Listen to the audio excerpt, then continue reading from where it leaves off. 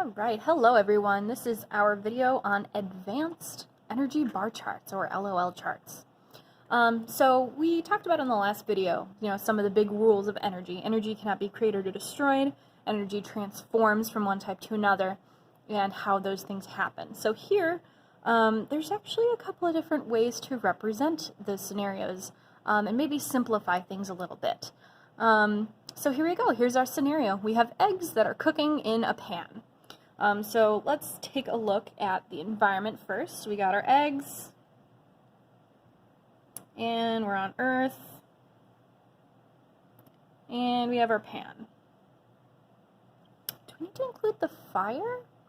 There's actually kind of a way to get around that. I'll get to that in just a moment. So let's take a look. We have some chemical energy, ECH. That's actually how cooking happens. It's actually your food that's reacting due to the heat and then cooks. So there's probably a little bit of chemical energy. Let's say 2 bars. Okay. And then there's also a little bit of thermal energy. Let's say we just kind of got started. So there's a little bit of heat, but not a ton. So how is this going to transform so that we have nice hot cooked eggs? There's actually a method that you can do to bring energy from outside the system. So our current system is just the eggs in the pan, but we can add heat like this. So an arrow going into the system.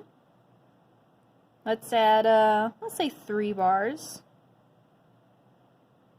of thermal energy. Okay, so our eggs in our pan are getting heat added to them. So we're not breaking the rules, we're not creating energy, it's just energy from outside is coming in. So let's take a look what our final is going to look like. Still probably going to have a little bit of chemical energy. Let's just say 1, say some of it moved over to thermal. And now how much thermal energy are we going to have? So we said 1 bar moved over there, we have that, and now we're adding 3, so a total of 5.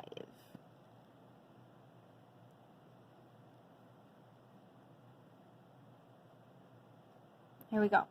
Now we want to make sure that we haven't broken any rules, right? You can't create energy. So we got 1, 2, 3, 4, 5, 6 total bars. Got 1, 2, 3, 4, 5, 6 over here. So this is a way that you can still represent an energy transformation without having to get down into all the nitty-gritty of, okay, what energy is involved with, the chemical burn, like the burning of the gas in the stove, or what are you using to burn it. We just know somehow energy is being added in the form of heat. So it can simplify your process a little bit. Okay, let's look at another scenario. That's the opposite. Now we've enjoyed some of our eggs, but we're not going to eat all of them right now, so we put them in the fridge to cool off a little bit. Our initial, let's take it from here. Our final over here, going to make our initial over here. Just pick up where we left off. Maybe we cooked them so that we could cool them down and use them for something else later. I don't know, whatever your scenario is. But we'll just take the same thing from over here. And 1 bar of chemical. And 5 thermal. Okay. So we got 1, 2, 3, 4, 5, 6 again. What's our scenario? We have eggs. Let's say we still have the pan, still on Earth.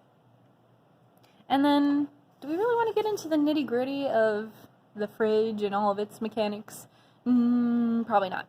So, we're not really having any chemical reaction happening here, so that chemical energy should be the same. What's the thermal energy going to look like? Well, the fridge is actually taking away some of the thermal energy. Let's say we want them cooled all the way down. Of course, it's not like 0 in the fridge, so we'll still have a little bit of chemical or thermal energy at the end. So we're going to have energy go out of the system. We're going to have 4 bars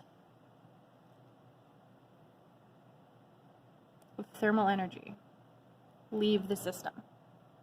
So that brings our final. Give us the chemicals the same. If we had 1, 2, 3, 4, 5. And we have 1, 2, 3, 4 leave, we have 1 bar left. And no rules have been broken. We still have, 6 over here, total of 6 over here. No energy has been created or destroyed. but has transformed and left the system.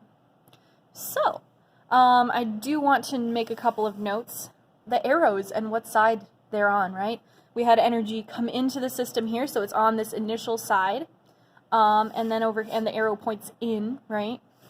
Over here we had energy leave the system, so it's on this side, and we have the arrow pointing out, so energy is leaving the system. If the arrow was going in here, it wouldn't make a ton of sense because we're having the energy leave. So you want the arrow to point the direction that the energy is going. Okay. This seems a little weird, but you know, in some scenarios like these ones, where it kind of gets complex when you're thinking about all of the little details, this actually is a much easier way to represent some of those things. So feel free to use this, but make sure you're not breaking any laws of physics, because that would be bad. All right, everyone, have a great day.